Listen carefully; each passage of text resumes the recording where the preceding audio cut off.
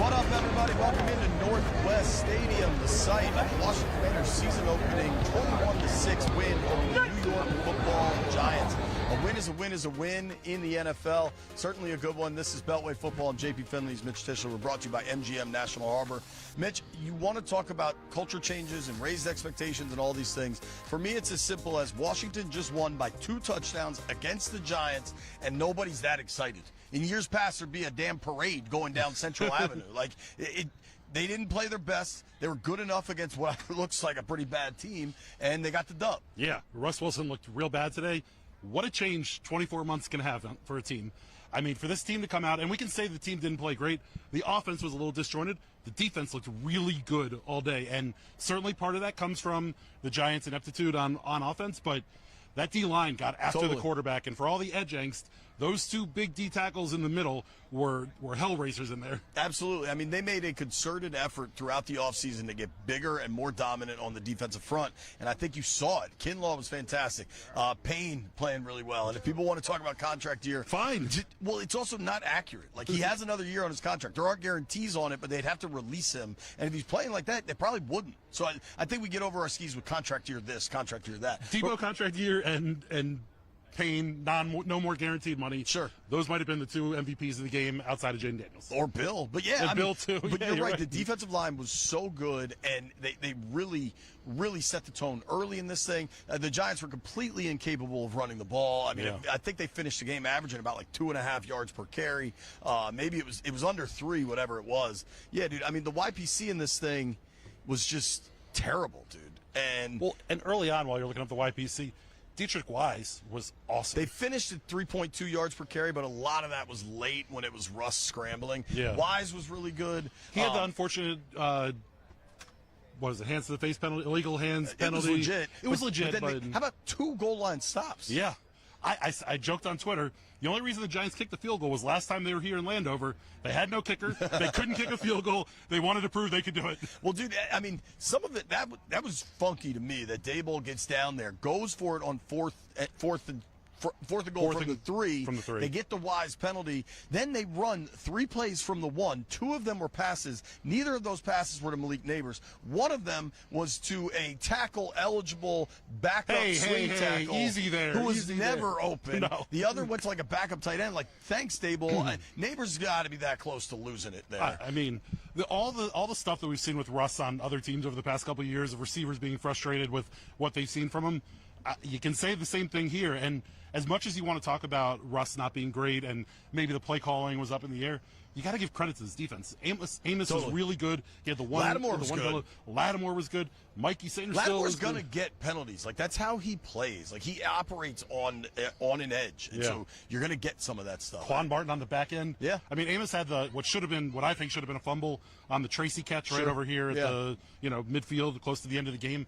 I mean, those guys, we've heard Joe Witt talk about wanting the intensity and the turnovers and all those different things. And granted, the turnover didn't actually happen, but you had the intensity on defense. And I think you said it when we were in the locker room that it was the first time that this defense had, a Commanders defense hadn't given up a touchdown in a game since I'm pulling this close. 2020. Was that the time? Uh-oh. That's okay. Was it 2020? That was the first time they haven't given up a touchdown since 2020. Right. A win over Dallas. And listen, 5 years. How many times over the past 20 years can we say that the defense basically won the game or gave this team a real opportunity to win the game? I mean, this was a game that the offense looked a little disjointed. Obviously it's going to take a little bit of time. I think that's a byproduct of nobody playing. I think week 1s across the NFL tend to be weird. Honestly, I think most of September tends to be weird. I think offensively, statistically, looks better than what actually happened. The efficiency. And I think a lot of it was they weren't very good on 3rd down. They were 4 of 11 on 3rd down. No 4th down attempts in this, and there were 2 of them I was pretty surprised by. Right, me too. And I think them not going for it on 4th down was like, hey, our defense is kind of dominating here. I'm not too worried about what Russ is doing. Yeah. So let's just keep playing D in field position. And those numbers on offense look better because you had the Deebo Samuel 19-yard touchdown. Sure. You had they Bill finished breaking with 430. Yeah. I mean, and it's pretty balanced. 220 on the ground, 212 through the air. The penalties were an absolute killer. They had 12 penalties in this game. Talked to Nick Allegretti after the game in the locker room, and he was talking about the penalties a little bit. The NFL has an emphasis, especially early on in the season, calling those things. We saw it on Thursday night with the Eagles with the spit from Jalen Carter. I don't think that really compares to today. No, but do you think last year the spitting is getting called in the Super Bowl? Right? That's do you think, he's getting booted? Yes. All for right. spitting in a dude's face? They were. Yo, is there a heavier emphasis in week 1? Yes. Does that have anything to do with Jalen Carter? No. All right, they called a bunch of holding calls. Sure. And even the Bobby Wagner stuff. The Bobby Wagner hands to the face on Russ. I asked Bobby about that. He's like, I thought I did everything they asked. I didn't land on him. He touched the helmet, but I mean. But even the Wise one down there, like he did knock the dude's helmet off. Right. Like it was a fair call. It was just kind of disappointing. We are live on the Monumental Beltway Football YouTube page. A bunch of people are there. We're hoping to be able to pull that up. I might just have to pull it up on my phone to answer some questions. We got at the podium today, we had Dan Quinn, we had Jaden Daniels, Deebo Samuel, and Bill were there. Why don't we go get a shot and let's listen to those guys talk at the podium? We're getting a shot? Yeah. All week you'd heard me talk about play style and identity, and if we get that part right, the other things can come, and that's what I was looking for first. There's plenty to clean up. I thought, prior to the next game, that part, but I wanted to make sure identity, toughness, physicality, like that is how we get down and how we play. We knew this would be a line of scrimmage game on both sides. Their defensive line, our offensive line, was going to be a battle. I liked how we took care of the ball. We did not create any, and so that's a big deal for us. I thought they did a good job of taking care of it. It didn't seem like it was in harm's way, but thought the inside guys battled and the outside guys were going to get tested. And so that was defensively what I thought would happen. Offensively, I thought we hurt ourselves with some penalties that created some tough, to go, third downs to go. So we didn't get quite as many ops as I would have liked. But at the end, to finish with the ball at the game, that's the toughness, that's the winning time moments that we talk about. So that part I'm pleased with, but lots to clean up. But I'm pleased with the win. We were sloppy, but it's always better to come out with a win than a loss, so we'll learn from that. Two new teammates, Deebo and Bill. What'd you think of their performance? They showed up. They made plays when plays need to be made, and I'm super pumped for them to have them on our team. Jaden, what do you think of your defense's effort today? You guys seen it. They, made stops when they needed, when we're stalling out and being sloppy on the offensive side of the ball, so kudos to them. When you talk about the sloppiness in offense, how much of that do you think is just you guys haven't been together a ton, that first group, versus what they were doing on defense? It's always first game jitters or whatever. You're not going to be at your peak form in week 1, and you don't want to, but it's little stuff that we got to clean up and be more attentive on, and we'll hit that in film and get ready for Green Bay on a short week. What'd you think of Bill? He ran hard. This whole day was amazing, just being able to be on the field with my teammates. I waited a long time for this, and I just want to give these guys thanks for just pushing me and believing in me. Scoring your first NFL touchdown, looks like you forgot the ball again, but what was that moment like? Yeah, I forgot the ball again. I told myself, when I score, I'm going to make sure I keep my football, and I think the excitement just take over, and I just end up dropping it. But Terry ended up finding the ball and just giving it to me. All right, we're back. We're trying to pull up the stream here so we can see some of these comments that you guys are talking about. Apparently, folks either Here's the problem with pulling up the stream on my phone is that I hear it. You got to mute it. That's what I did on my phone. Apparently, folks either love or hate my outfit today, which I think is pretty generic, at least as far as I go. What do we think?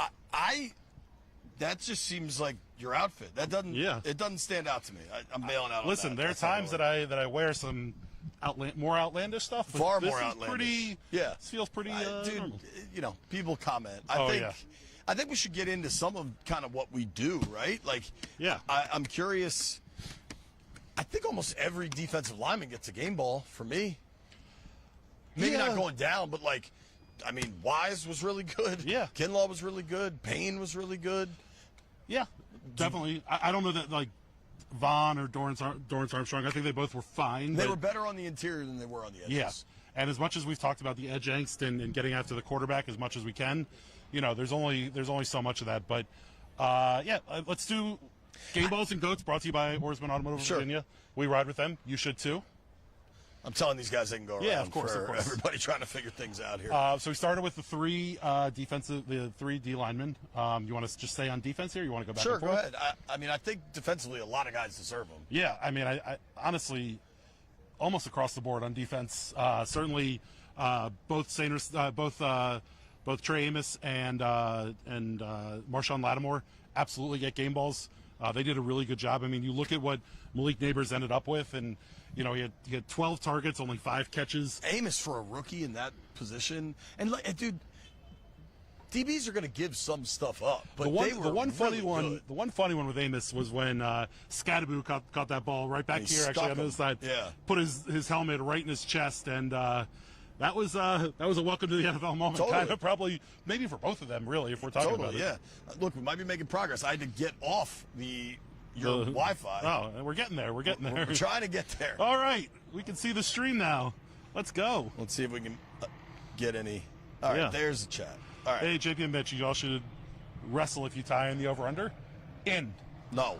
It would be very Cam Scadaboo, Trey Amos style if we did. I'll tell you that much.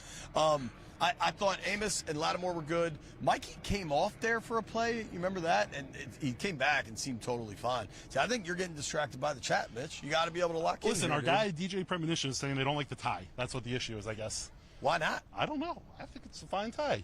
Just a silver tie. Left hand up.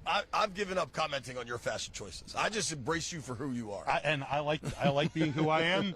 And as much as the chat is giving me a hard time, y'all can stick it right where you know. Goats, dude. Whoa, hold on. There's more game balls here.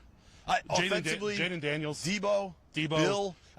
So Eckler too. It was interesting because we see C-Rod is down, right? We finally find that out at 11:30 this morning. But wait, I thought Bill was the 4th on the depth chart. Yeah, I mean, people get caught up in the depth charts. Oh yeah, okay. But I think they really tried to establish Eckler and let that be the vision, and then you saw when Bill got in, just his explosiveness. Yeah. And this thing's going to be a committee. I don't think anybody emerges as like the one. And this is not going to be like a Derrick Henry situation. Right. I think today the touch breakdown is probably kind of what they want it to look like. I'm curious how it ended. Eckler had 3 catches to go with 6 carries. That's right where I said about 10 touches. And then Bill had the 10 carries. Jaden technically leads them in carries with 11, but a lot of those are scrambles. There was a decent amount of designed quarterback runs. Well, they ran that draw like 3 or 4 times. When the offense was starting to sputter there and stall, when they got into a big play, I give Cliff credit. Maybe it's a hat tip, not a game ball, but I give him credit for just put the ball in your best player's hand and let him go get a first down.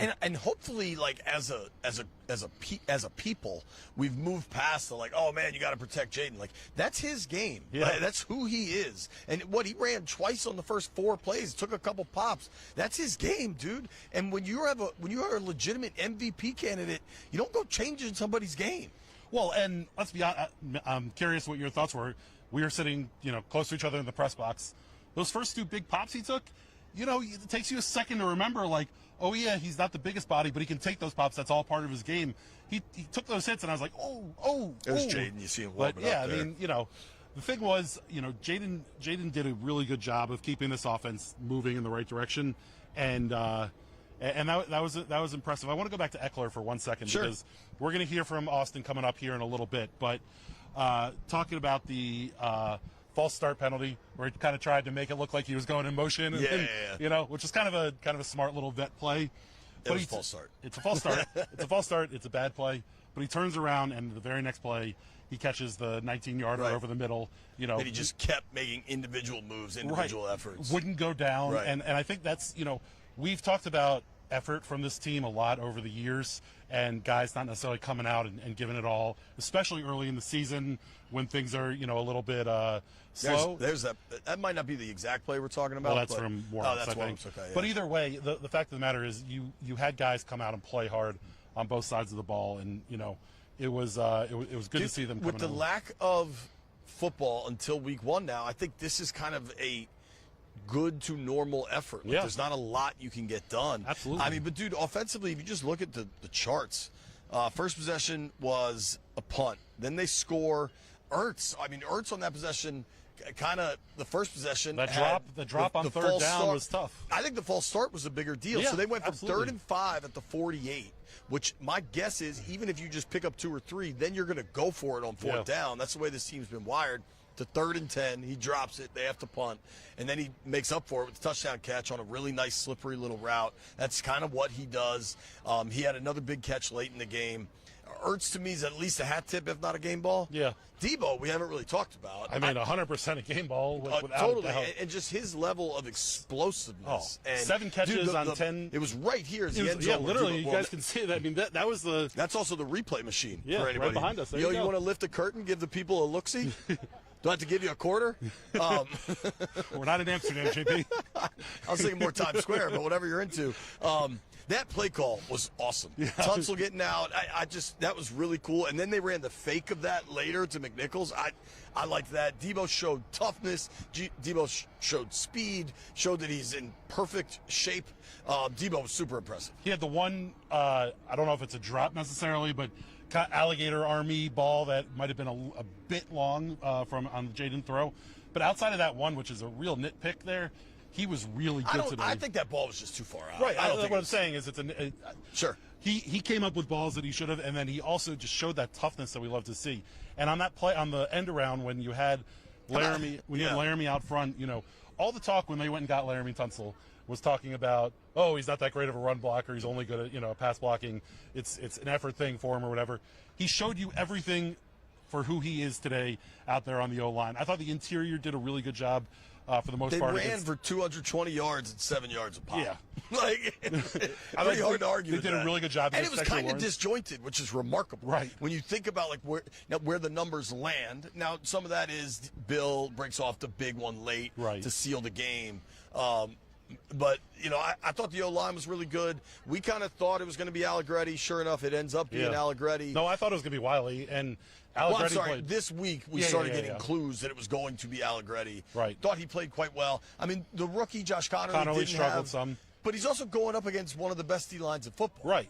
Well, and what was funny is you had the one, I would say, egregious play from Josh Connolly where he missed on Brian Burns. Yeah. And Brian ends up getting a pretty clean hit on Jaden. Luckily for Jaden, it was one of those where it wasn't a clean shot where he just took him straight out, but just kind of hugged him. What I loved about that sequence, and not for Connolly necessarily, but this was more of a Jaden thing. Sure. I think it was either the next play or 2 plays later.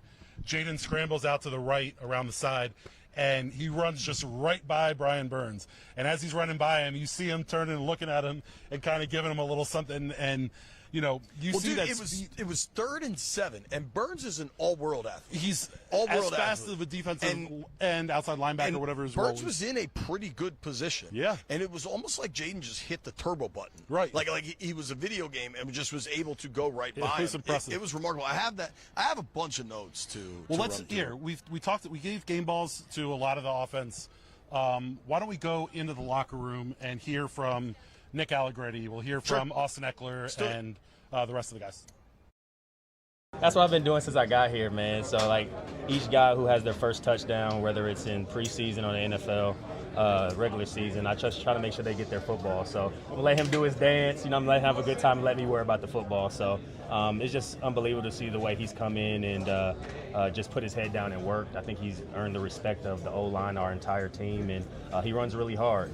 He can run in between the tackles. He can bounce it outside, and he gets a lot of yards after contact. So you saw his burst today, and it definitely put us in a position to ice the game. Terry, what's it say about the raised expectations here that you guys just logged a double-digit victory week 1 in the division, and nobody seems that thrilled about it? Yeah, because, we have a standard that we set for ourselves, and not getting points at the end of the half, that is not a representation of winning time moments. But you look at the end of the game, and for the offense to finish the ball with our hands, not have to kick it back to them, was amazing. Defense did a great job of continuing to give us opportunities and making it tough on their offense. So anytime you win, it's exciting, especially when you win the division. I always say it's like 2 wins. So to come out here with a packed crowd, we appreciate everybody coming out and supporting us, and we're looking forward to getting better on a short week. And I think that's where I'm my best is you get me in space. You don't have to be far down the field. Just throw me a check down and let me run. What was your impression of Bill today?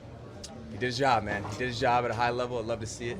Great opening for him. I'm glad he's getting all the attention. Y'all should be talking to him right now if you haven't already.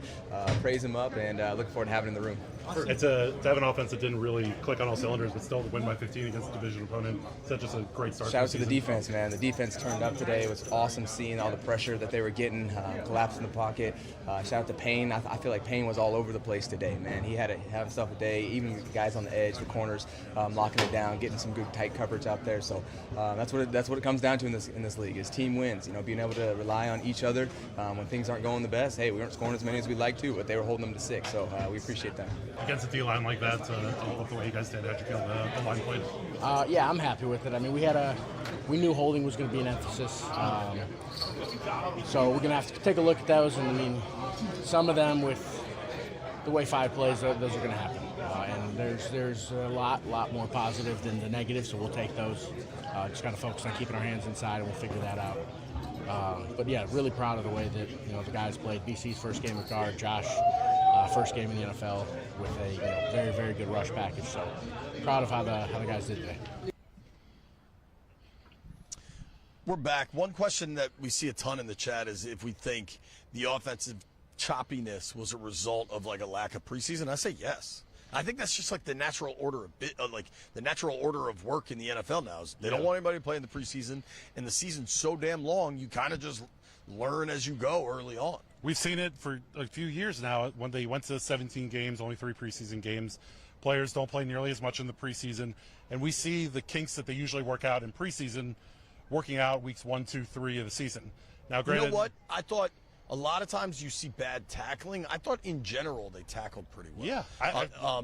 There were some open field misses, but like sometimes a guy makes you miss too. Yeah. I think it was a little disjointed, but I think there were enough good things that you can glom onto that can, move you forward, because Thursday's coming real quick against the Packers. Whatever today was, how much better do they need to be from today by Thursday to win in Green Bay? I don't know what the Packers score is now. They were up 17-7 on the Lions. We got to look ahead for that? Middle of the first quarter. Maybe you can't until the Packers game ends. I think the Packers game is. Joe, if we can get a look ahead, let us know. Or just to know what the line is. But tells us. Listen, we know the Packers are a different level of football than what we saw from the Giants. Totally. And it's almost weird still sitting here talking about the Commanders and the levels of football and the Commanders and Giants not kind of being in that same echelon. Dude, and I think the Giants really wanted to go to Jackson Dart, but because the pressure was so significant, you couldn't. Like, could you put a rookie in and just get it clock clean like they were getting to Russ Wilson? That's what makes what the Giants did in the quarterback room difficult, because you have Russ, you have Jameis, and you have the rookie. And by all accounts, it seems like the rookie looked the best during training camp and preseason. It couldn't have been Russ. I mean, but that's not the Russ that was winning Super Bowls. I can tell you that much. No. The only moon ball we saw was on the little. He finished 17 of 37, 46%. Now, no turnovers by either side, right? I'm trying to think real quick. How about a GOAT? 2 things. One, I think we feel a lot differently if Jaden connected with Terry on the deep shot that was right here. And he was wide open. A pretty, that might just be a reps, and Terry wasn't here for most of camp, but they could have just missed. But, I feel like week 6, that's 6. A touchdown. That's strike up the band, right. And then the non-overturned call, that looked like a catch. I think it looked like it was sitting on his arm. I think only the call was withstood, for lack of whatever the hell the term is, upheld because they called it incomplete. Right. And we yell about this all the time about refs making a call just so they can go to review. Well, and then on the Tracy catch and fumble that they determined was incomplete, I mean, he took 2 steps with the ball. He caught it and turned and then got whipped across. That was tough. Luckily in this game, New York was bad enough that some of these close calls, bad calls, didn't kill you. Like the Wagner, the Wagner roughing, and because that would have been that results in an interception. That would have been a Quan pick. Quan absolutely is a game ball. Quan was killing it today. He was all over the field. It was Pro Bowler, dude. Yeah, he was my pick for most picks, I think. Oh, I think Wagner led them in tackles with 10. Kind of a quiet 7 tackle game for Luvu. Luvu was pretty quiet most of the game, but that doesn't mean that he wasn't good. Do you want it? Have we done goats? I feel like we've been all over the place. Yeah, a little bit, but that's kind of our style. Let's. Anybody else on defense that you think we need to give a game ball to? I mean, can I throw one out for Joe Witt? Because that was a hell of a plan they had going, and they executed pretty well. We got a chance to talk to Bobby Neighbors Wagner. had 12 targets and 5 catches. Right. I mean, it shows you, one, the coverage was really good. I mean, there was one step for step for Amos that was super impressive. Yeah. Some of those throws were god-awful, too. They've done it. Neighbors hasn't killed that. He's gotten a bunch of catches, but not a ton of yards against them. So Joe Witt and company, they put together a pretty good plan when they played the Giants. And it's one of those things where Neighbors is really the only guy on that offense that is going to kill you. It's the only guy that has the breakaway He's the only speed. guy on that team that scares you. And period. Noah Igbenogany had a really nice play. The first one. The first one, he had a very nice play that could have been a PI. Hey! Yeah. It wasn't called, so it didn't happen. Right. And then, Russ went right back to him, and he made the catch on third down to get the first down with Neighbors. Neighbors is a heck of a player. Like, it's really good. If he gets 5 for 70, I think you're pretty okay. 5 for 70, you can win a game when he's 5 for 70. Did you want to go to sound? Is that what we're doing? Yeah, we got a chance to talk to Bobby Wagner, Frankie Louvu, some other folks in the locker room on the defensive side. Let's hear from them. Anytime you hold a team to 6 points is really dope. This NFL is hard to stop teams, so they did a good job last year moving the ball, and I felt like we did better in the run game. Seemed like today you guys really kind of owned the trenches. What did you see kind of, back there seeing the up front guys? The D-line did a great job. They were in the backfield, making it easy on us. Really it was a testament to them, how much they were just in the backfield causing havoc. There was a lot of talk in the offseason about getting bigger on the defensive line. It's as simple as that. Bigger guys with talent help stop the run. Yeah, bigger guys. Obviously we emphasized it all off season. It was something that we wanted to improve on, and so it's a good first step. Kinlaw's first game with you guys out there. What'd you think of his performance? Man, dog. He was in the backfield like almost every play. Just made our job easier on the secondary and the backup. So, and he was just a dog all game. Him and Payne, man. I felt like they set the tone early, and he just made our job easier. You guys were really successful kind of holding back the Giants' run game. Was that a point of emphasis kind of all off-season? Yeah, good addition to the front. Getting the big boys up, Payne and Kinlaw. And, they were stopping the run. I felt like I had like a few tackles today. If I ain't getting tackled, I know they getting the tackle. So, man, it's a win-win situation. But I'm just happy them guys, man. They came out and they played a hard time. Always good to hear from Frankie. The tone was the same from everybody in there. Hey, it was good enough. It wasn't as good as it needs to be. It was good to get a win. Right. We didn't get it. Austin Kinder, I wanted to give Austin Kinder a shout-out. We mentioned Deron Payne, and we gave him a game ball. That guy didn't have a sack until Week 8 last year. Comes out today and is absolute game wrecker. And contract year, no contract year, who gives a flying, you know what? Sure.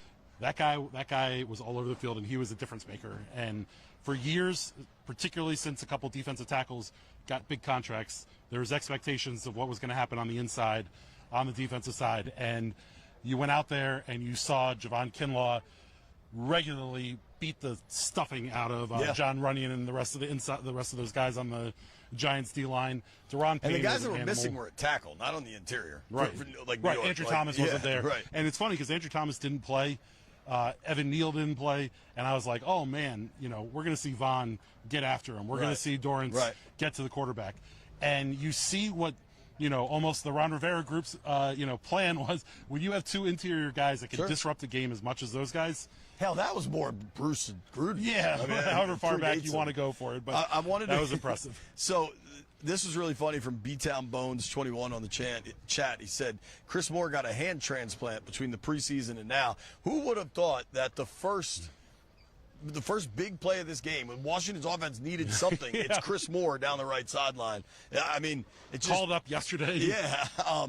So when they cut him, they signed him to the practice squad, so he's been with the team. But it was a heck of a play when they needed it. I want to just run through some of my notes before we get to the stuff. I don't know if we have more game balls to give out. There was so we talked about Jaden on the 3rd and 7. That was so impressive. There was a first down throw that Jaden made to Deebo on a 2nd and 16. I think this was either early third quarter or late in the second quarter. And I thought the decision-making he made, so he rolled right, and then he was thinking about running it, and clearly there was a linebacker spying him, and he saw that, and without missing a step, saw him, then identified Deebo behind him, turned his body enough to fire and hit Deebo in stride. And it was just so impressive. And there was another play. Well, and real quick, to that play, I just, in general, last year we didn't see this team get behind the sticks very often. They didn't get the 2nd and 15s, the 3rd and 10s. Today they were. And what I loved about Cliff Kingsbury's game plan or game calling and what Jaden did was they didn't get overly exuberant and try and get it all back in one big pass. You know, they did a really good job of turning 2nd and 15 to 3rd and 6, 2nd and 12 to 3rd and 9, and putting yourself in a down and distance where it's not just a chuck and pray and you can go, you know, run an offensive play and get there. And they did a good job of that today. Totally. You mentioned Cliff a little bit before, and there were a couple specific sets that I wanted to bring up. When Bill ran for his touchdown, you had Jaden in the shotgun with, to his left, like right here, you had Terry, Deebo, Ertz bunched. So that's all your, I don't know why I'm turning my back to the camera. Yeah, no, I like that's it. all your action to the left, and then they just run what, I got to watch it again. It looked like a little draw to Bill to the right. Like, those guys are going to occupy so much defensive attention, and Bill made a nice run, but like, what they're able to create with some of this stuff. Think about the play call on Deebo's touchdown and what that blocking looked like. DA in the press box said Highway 78 because Tunsil was just clearing people out. I mean, Tunsil was so good today, and what's awesome about a guy like Laramie Tunsil and, you know, kind of those beast offensive linemen is, like, you don't really notice it that much. You know, it's like he's just there, and you just notice that there's no pressure coming from the side. Tunsil deserves a game ball. I don't know that the entire offensive line does, but then again, they did run for 220 on the ground. Yeah, I mean, the maybe O-line everybody was but Connolly. But he's also a rookie making his first start against a really good D-line. I ain't mad at it. Going back to the play you were talking about with Deebo and Terry stacked with Ertz right next to him. The Bill run? The Bill run that went to the opposite side. We were up in the press box, and they lined up, and I turned to Ethan Cadeau, who was next to us, and I was like, this is what Cliff has dreamed of, a stack of Terry and Deebo and Ertz. You said it. How much defensive attention do you have to put on that? And the fact of the matter is you look across the field, and the Giants don't have that kind of firepower. No. And for years, the Burgundy Gold didn't have that kind of firepower, and now you're seeing kind of what the vision is, and all the good work that Deebo put in camp and all the impressive stuff that we saw from him, we saw back out here today. I mean, Deebo's really great good. Since we've seen him in Ashburn, starting in mini camp when he wasn't fat, but people thought he was fat. Right. I mean, some of those videos are just so stupid. Yeah. A couple other things. I take notes throughout the game. Sometimes we get to them, sometimes we don't. I thought Lattimore suplexed that dude, and they called him for it. And then but then Runyon came over the top. So this is my point. You were saying they try to emphasize some things. Yeah. You could have ejected 2 players there. You're not allowed to throw a punch. And people were throwing punches. And they just kind of looked like, you know that scene in The Town where they all have the machine guns and they roll up on the cop and he's just like, looks that way? That was kind of what the refs did right there. They just didn't want to deal with it. Sanders still got his helmet ripped off. John Runyon's diving over the top. We talk about the week 1 emphasis, and that the offensive line blocking downfield and not taking egregious shots on piles has something the NFL has tried to legislate out for years. And then you saw it happen right there, and Sanders and Lattimore's the only one that gets a penalty. Shenanigans. Well, dude, the 2 punts on 4th and short are sticking with me.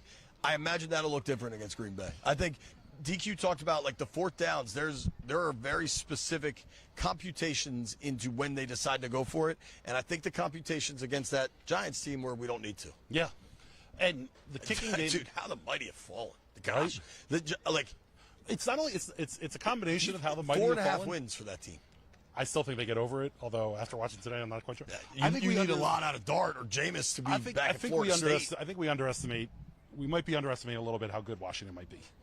I think this team might be elite this year, dude. But the special teams were a big question mark all training camp. I'll say both the field goal kicking and the kickoff returns were not the Commanders kicking. Well, let's call them out then. The botch at the end of the first half, where they have been so good, those winning time moments they call them, to not get points. And there was a timeout called previously that maybe you don't call, so then you have a timeout there, and you're not counting on Jaden to clock it. It's tough because Jaden had the clock going in his head, knew we needed to just get the ball out of bounds. Right. Was it a little ticky-tacky? Could you argue he was outside of the pocket? Or, I mean, it was right here, or that Ertz was breaking back to him. Yeah, you could argue that. But, it was, like the Wise call, the Wagner call, and that grounding, I think we're all on the correct side of the ledger. Whether they should all get called is a different matter, but they all got called.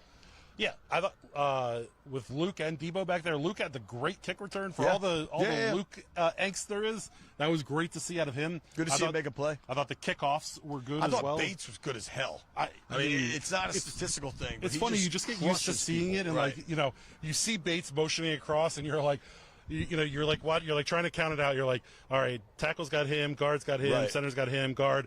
Bates is crushing that edge there, and he just clears so much space in there. This is a good. One goat real quick. Sure. The Abdul Carter punt block where Senate. You know, Also, missed him. a lot of people have asked me about Tress. We saw him in the locker room. He seemed okay. I'm sure he's a little bruised up. I mean, he took a pop. Yeah. But in our time, I mean, in our time with Tress here in Washington, has he had a punt blocked? Yes. Remember in L.A. he got smoked. In L.A. you're right, he got smoked. And I think he might have had one against the Eagles, too. Anyways, it's not something that happens very often, but it's also I gotta Abdul credit Carter this is dude. going to be real good in this league. Blip, bloop, zip, zop. Hold on, say it one more time. Blip, bloop, zip, zop says timeouts in general felt a bit off. And he's not wrong. They were out of timeouts with 8 minutes to play in the fourth quarter. Yeah, that was, I mean, it's a good thing they were leading this game. And week one were for able everybody. to, right. And but those are things that this coaching staff has been very, very good at.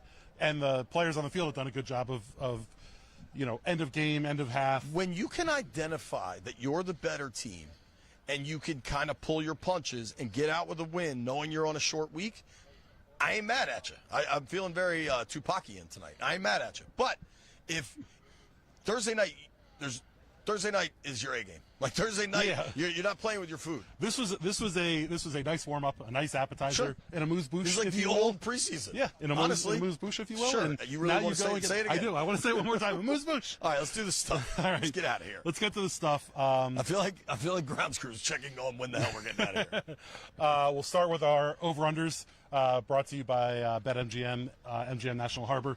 Start off with Jaden Daniels. Over-under was 228.5 passing yards. Oh, I barely got home. We both went over. We got home. What was it, 234 or something? It was 233, I think, yeah. I'll pull it. Next up, we had Austin Eckler at 52.5 combined rushing and receiving yards. 233. 233. Never in doubt. 19 of 30. I went over. JP. Just real quick, Go ahead. Jaden finishes 19 of 30, 230 with the touchdown in the air, 11 for 68 on the ground. Let's not take advantage how good that guy is. That stat line is so good, so clean. He was in control of this game throughout. Not to mention he also ran for 70 yards. Oh, yeah. 11 for 68, Yeah. We're very lucky to be witnessing a dude that is hitting ascending. Like the elite. And it's crazy to think he's ascending after the season. And it's never happened here in our lifetimes. I mean, you know, like yeah, we're joining a new club, folks. Look, there's a lantern fly on the monitor. Oh yeah, somebody should kill that. Hey, Bill, go get it. Second over under was Austin Eckler, 52.5 total yards. He got 31 in the air, 26 on the 26 ground. on the ground. Gets you there. Gets you to 57. I went over. You went under. So I am 2-0. You are 1-1. Okay. And then lastly, we had Malik Neighbors. Deebo Samuel's total touches at 8.5. He got his 8th touch with 8 minutes left in the game. I look back at JP. Had 1 carry and 7 catches. 8. 1 carry and 7 catches. Our graphic says JP went over and I went under. I believe the graphic is backwards, if I'm not mistaken. Yeah, I think that's bad. Yeah. What did Perina say? I got Perina right here. You can always trust Perina. I don't know where Perina had me as I think he had me for a win on this one. But let's see, we'll find it somewhere. So but what, we're even? We're even. We start the year No blood? 0-0-1. We have the hole. We go to our 100 chips, which 2 of my 3 legs got home. But like any good bet, if you don't hit all 3, you hit none. So I had Deebo over 46.5 receiving yards. He obviously got over that number with 77. I had Austin Eckler over 18.5 receiving yards. That number ballooned up to 23.5 by game time. He still got over that number. How about your boy Slayton? Unfortunately, Darius Slayton, I believe, did he end up with just 1 target the entire day? No catches, right? No catches, 1 target. He was running up the hashes a few times. I think Russ knew I had the parlay and just said, I'm not getting Russ it only to threw him. for 168 yards. So I only needed 26 of those to go to Slayton. 3-leg Unfortunately, parlays, it just didn't so get easy. there. Hey, I don't know why it says plus 450. It was plus 598 for those odds. You know what we do on the other side? We just pick winners. Who won last year? Me. You won over unders last year. I won chips. I thought I came back because you kept throwing in crazy parlays. I hit the crazy parlay. You hit like, one big one and then just kept losing, and then I fought my way back. I will pull up the stats for the next show. I don't know that. Sometimes you just pull things up. I have a moose boosh. A moose boosh. JP at Commanders -6. Winner all day. For $100, 100 chips. Winner all day. Winner all day. Plus $91 for JP there. There you have it. So I'm -100. JP's plus 91. Benji bet we expected a little more offense. We both expected a little more offense. I had 31-21. I had 30 to 18. I'm closer by total points. You want to hear something Horseshoes nuts? and hand grenades, baby. How about this? On the radio tomorrow, two of our producers, oh my Jeff goodness. and White Brian. White Brian's a Giant fan. Jeff's a Commanders fan. They have a bet that the loser of this game has to eat the point differential amount of hot dogs. So White Brian tomorrow on the radio is going to eat 15 hot dogs. Meanwhile, White Brian's like what, $1.10? No, he's $1.40. He's a sure. little. He's a slight fella. Have you met him? Yeah. When? I mean, I've seen him in the office. Okay. Maybe I'm wrong. Do I have the wrong guy? Yeah, I think you got the wrong guy. Oh, okay. He kind of is my size, I think. Oh, all right. Which I'm not big, but I don't think I'm not a $1.10. I will say the boys in the back. 15 hot dogs is absurd. The boys in the back don't have any way of answering us except maybe in our ears. But two of our producers that are working on this show, we have Joey Sabat, who is a diehard Commanders fan, and then we have Corey Skloff, who is a diehard Giants fan. Really, I didn't know that about Corey. He didn't appreciate last year when we were taking our shots at the Giants, and well, what are you saying now, Corey? Yeah. They stink. I think Corey needs to eat 15 hot dogs during our next stream. Does Corey? What do you think? We don't see the Giants again until mid-December. Yeah, it's pretty late. Do we see Brian Daboll again? Oh, he didn't like that I took shots at New Jersey. Good luck with that. Yeah, I mean, it's unfortunate, but it is what it is. Do we see Brian Daboll week, what is that, 16 up there? Might be 15? I don't know. It might be, because is it Giants, Philly, Cowboys, Philly, right? So week 18, 17, week 16, 12, 15. 13, Week 15. 15. Yeah. I'm going to say no. I'm saying no. Yeah. After this today, there are a couple coaches out there. You look at what happened around the NFL. Now, I don't know what kind of I don't know who their DC is or something. Like, I don't know who they can fire, but, dude, they couldn't afford to. The track when they're things on go is bad, the you just fire everybody. Right. And I mean, the pressure's so significant. Yeah. All right, should we call it? We done? We've done everything? Hey, Alistair Beaton, I appreciate you. Slayton did kill a lot of bets during this game. Yeah, you and Alistair Beaton. I can't imagine the ticket count on Darius Slayton's yards today was that high. You know what? Then I feel even better about the bet. Like he's you can be more right people in the probably process. had bets on Wandale. You can be right in the process and wrong in the result. I don't think you're right in the process. 3-leg parlays, they're easy, kids. Fire at will. Get your parents' credit card. Listen, don't spend real money on it. But when I'm just trying to beat JP in a game, three-leg parlays are where it's at. Pick winners, kids. Yep. Just pick winners. We done? We're going to be back Thursday night after the Packers game, about an hour after the show, right here live on YouTube. It'll be a little bit late. We'll hopefully be celebrating the Commanders being 2-0. 2-0 would be no joke. And rolling on through. So make sure to come join us. Follow all of our stuff on Beltway Football YouTube page. We'll have podcasts this week on Tuesday. What? You don't like it? It's not the Beltway Football YouTube page. It's the Monumental YouTube page. It's the Beltway. If you Google Beltway Football YouTube, what pops up? You just did it earlier today, no? But just look, dog. It's Monumental. Yeah, and it's the Beltway Football. Fine. You want to say it's the Beltway Football shelf or whatever? No. Just tell them the Monumental YouTube page. Join us on the Beltway Football YouTube page. Goodbye.